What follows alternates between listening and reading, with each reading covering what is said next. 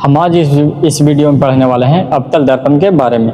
जैसे अवतल दर्पण क्या है, अवतल दर्पण द्वारा प्रतिबिंब को किस प्रकार बनाया जाता है। तो हम सबसे पहले समझेंगे अवतल दर्पण के बारे में। अवतल दर्पण किसे कहते हैं और उसका हम अवतल दर्पण कैसा होता है वो समझेंगे।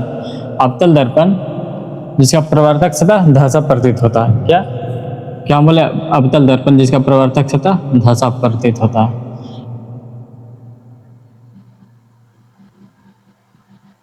एक भाग रंगा हुआ है, ठीक। और ये हो गया क्या, प्रवर्तक सतह,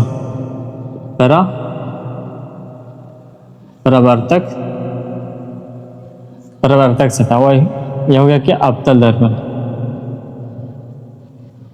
अवतल दर्पण क्या बोले हम, अवतल दर्पण उसे कहते हैं जिसका प्रवर्तक सतह धसा प्रतीत होता है। ये धसा हुआ है तो ये हो गया क्या, अवतल दर्पण।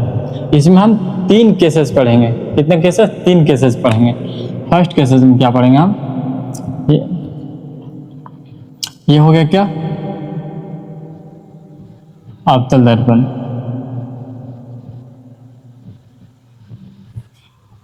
इसे हम बोलते हैं मुख्य अक्ष या प्रधान अक्ष।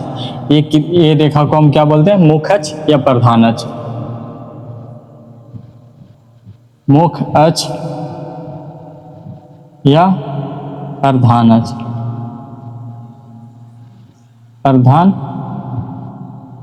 प्रधान अक्ष। ये बिंदु का हम बोलते हैं क्या, इंग्लिश में पोल बोलते हैं, हिंदी में ध्रुव बोलते हैं। ये बिंदु को हम बोलते हैं फोकस बिंदु। ये बिंदु को बोलते हैं वक्रता केंद्र। फर्स्ट केसेस में हम क्या पढ़ेंगे, जब कोई भी विकिरण, अवतल दर्पण जब कोई भी किरण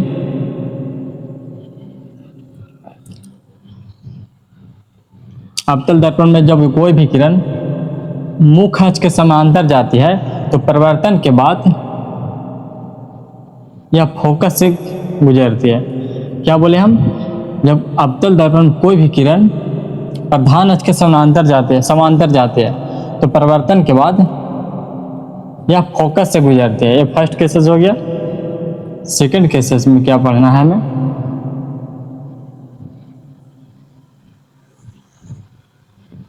ये हो गया ध्रुव, ये हो गया प्रधान अक्ष या मुख्य अक्ष।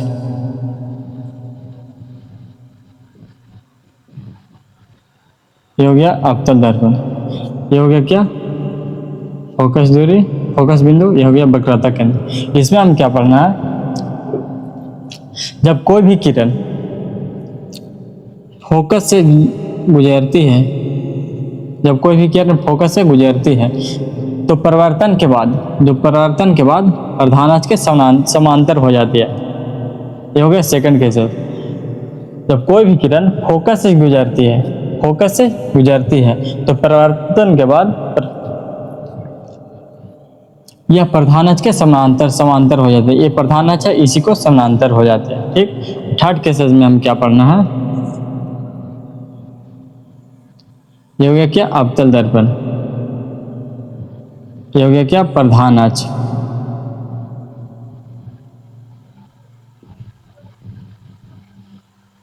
प्रधान अक्ष या मुख्य अक्ष, प्रधान अक्ष या मुख्य अक्ष। ये हो गया क्या, फोकस बिंदु। ये हो गया क्या, वक्रता केंद्र। तो जब भी कोई भी किरण वक्रता केंद्र से जाती है तो परिवर्तन के बाद उसी माध्यम वापस लौट जाते हैं। जब कोई भी किरण, क्या बोले हम, जब कोई भी किरण वक्रता केंद्र से जाती है तो उसी माध्यम वापस लौट जाती है। ये हो गया थर्ड केस। एक बार हम रिपीट कर लेते हैं। फर्स्ट केस में क्या पढ़े हम, जब कोई भी किरण प्रधान अक्ष के समांतर जाती है तो परिवर्तन के बाद यह फोकस से गुजरती है, ठीक। सेकंड केसेस में क्या पढ़े, जब कोई भी किरण फोकस से जाती है तो परिवर्तन के बाद प्रधान अक्ष के समांतर हो जाती है, ठीक। उसी प्रकार थर्ड केसेस में क्या पढ़े, जब कोई भी किरण वक्रता केंद्र से जाती है तो परिवर्तन के बाद उसी माध्यम में वापस लौट जाते हैं। ये हम थर्ड केसेस पढ़े। अब हम इसमें हम